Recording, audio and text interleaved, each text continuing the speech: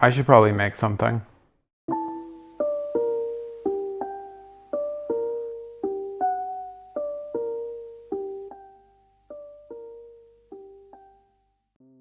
I've been playing around with the idea of a crawling, moving shrine of some description, basically since the beginning of the year.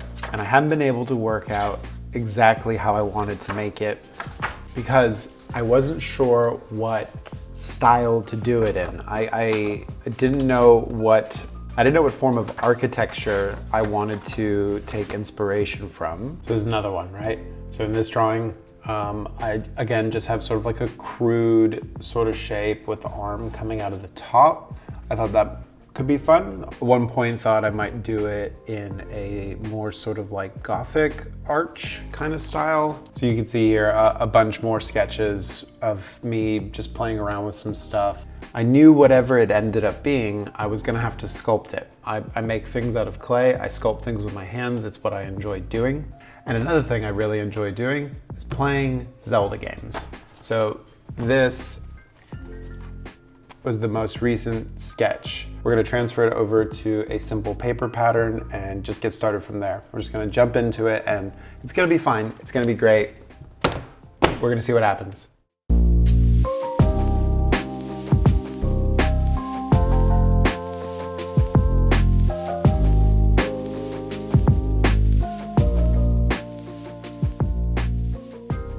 While I have made some other Zelda-inspired builds in the past, I've never quite tackled a piece of architecture like this.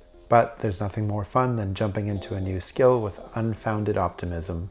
Besides stating the obvious before about how I work in clay, my hope is that by using Sculpey as our primary construction material, we might get something with a slightly more organic feel to it, as this is really a monster first and foremost, rather than a building.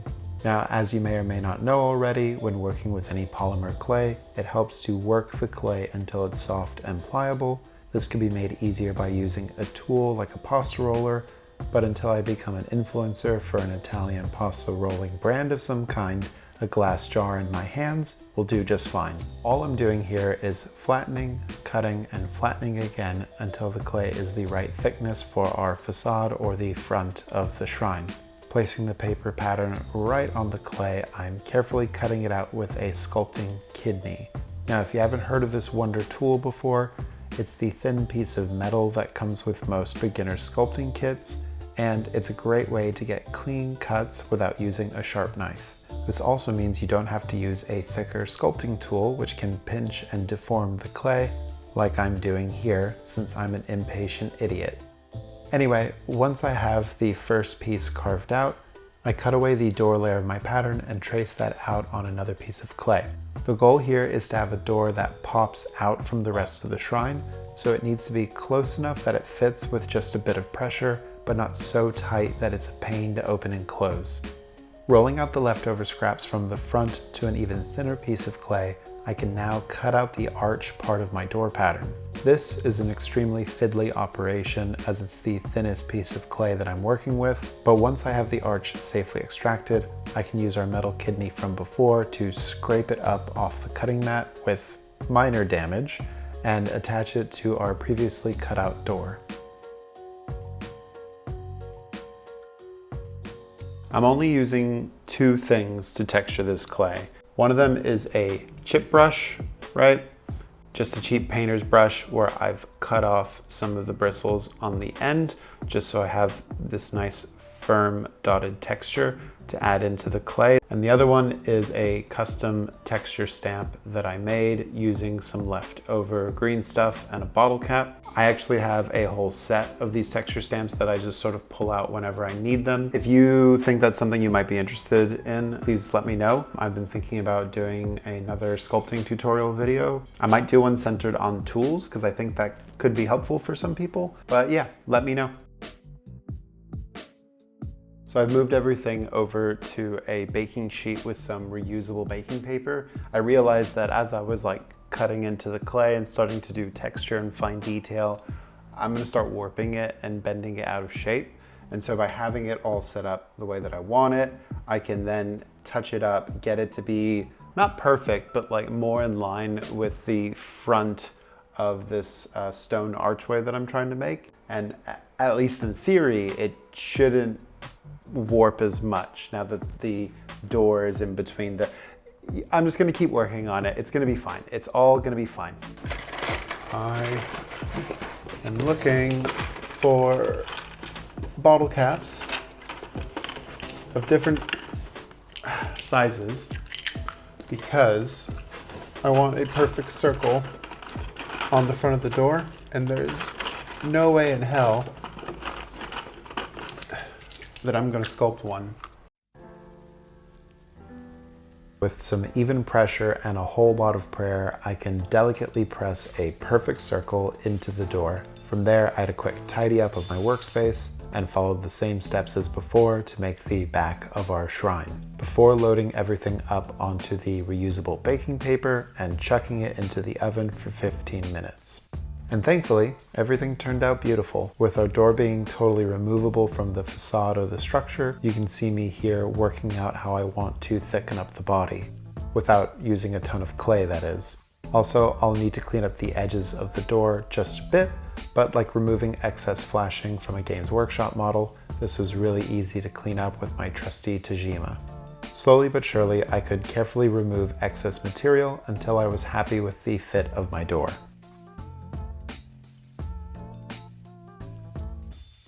I'm cutting down cardboard to work as a filler in between all my textured clay, which has all the nice, lovely stone detail that I want on it. Cardboard is one of those things where I wouldn't use it as the finishing material. I don't want the facade to be made out of cardboard because, well, I mean, it doesn't cut nicely. I've got these like crap edges, even with a brand new knife blade. While I'm cutting these tiny little pieces down, if you're not already subscribed to the channel, why don't you consider clicking that little button just below? And honestly, I would like to hit 10K this year. I'd like to hit 10K before my birthday, because I think that's doable. I think that's actually possible. So we've got until October, we've got until Halloween to hit it. And yeah, I'm gonna call it now. So hit the button, help me, please. Oh yeah, and maybe check out my Patreon if you want to support me there. Okay, thanks. Yeah, my big brain idea was to cut down some slices of cardboard and smush them in between my two pieces of clay, like some forbidden crafting sandwich.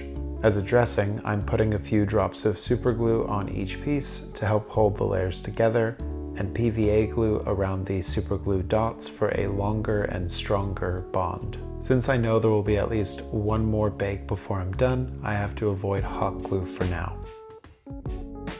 Now, I've used cardboard in sculpting projects in the past, so I know that it's safe enough with the temperature needed to cure Sculpey. However, general disclaimer, as with anything I do on this channel, use your best judgment.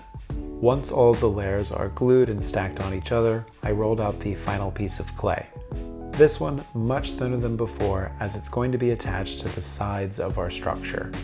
With some more glue holding it in place, then a quick pass of the same texturing techniques from before, we can finally move on to covering the interior of our shrine.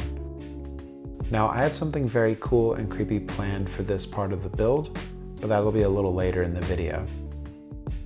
The last thing to do here is to take our hardened door from earlier and push it into the opening so that we get a nice fit with the newly added clay. This will also ensure that we avoid as much cleanup as possible with this final bake.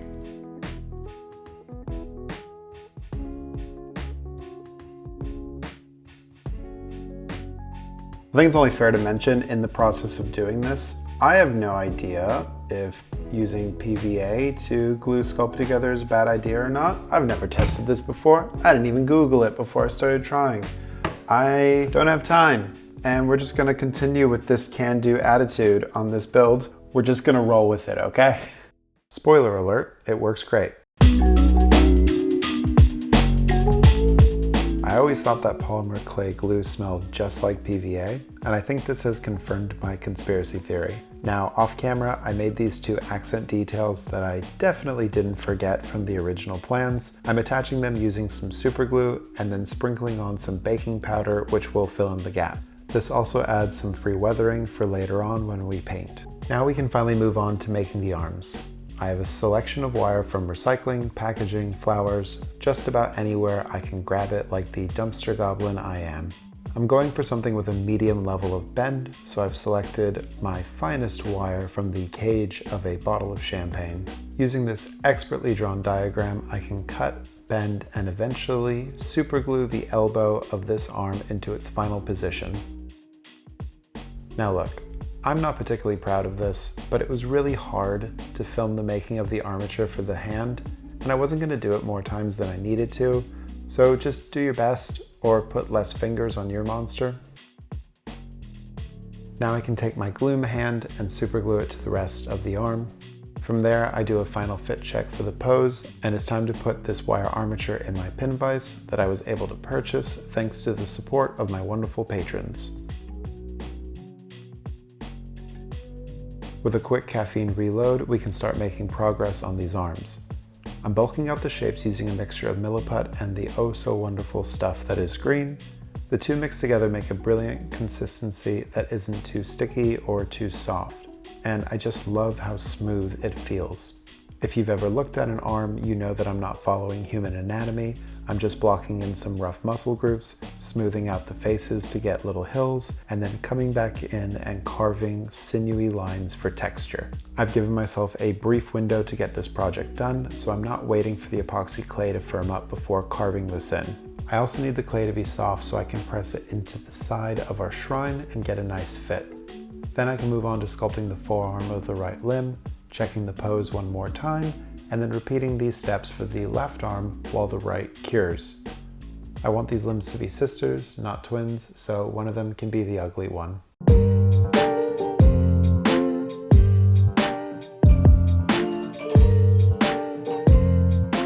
The last step for sculpting these arms was to cover the hand armatures and block out any joint details on each of the fingers before putting Thing's older brother down to cure.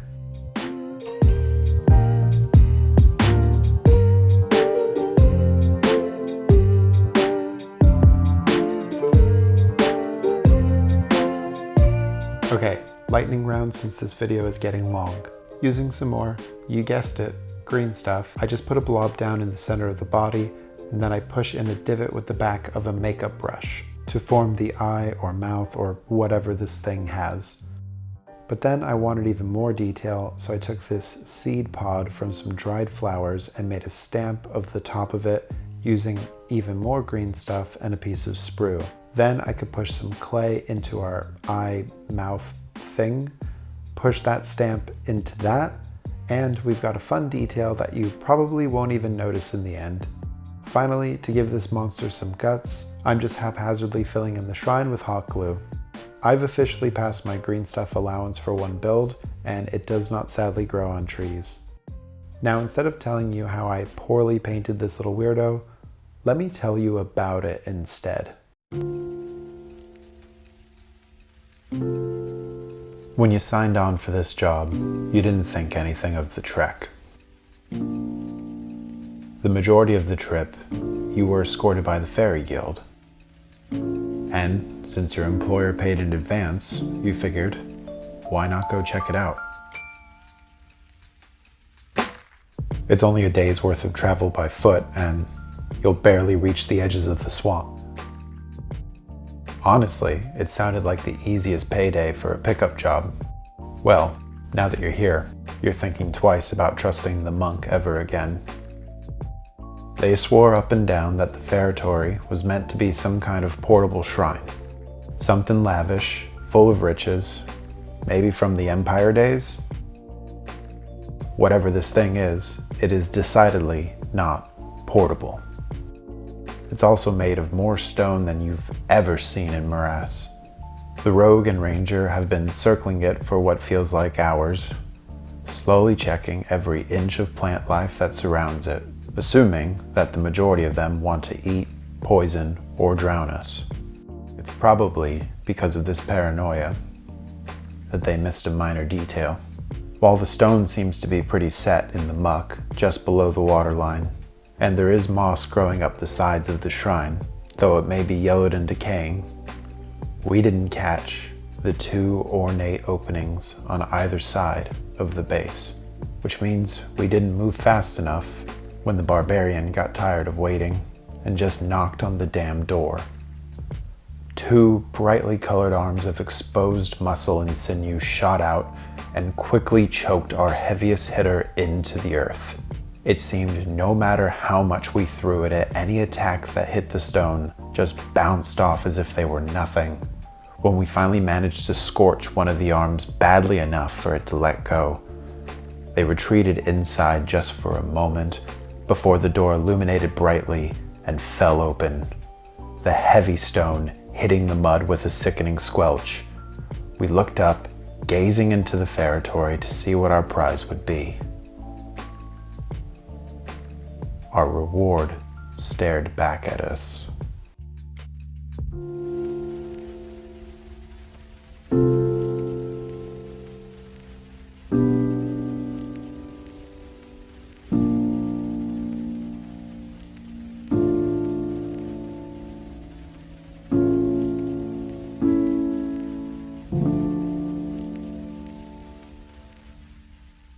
I am absolutely stoked with how this turned out. I think this is my favorite thing that I've ever made.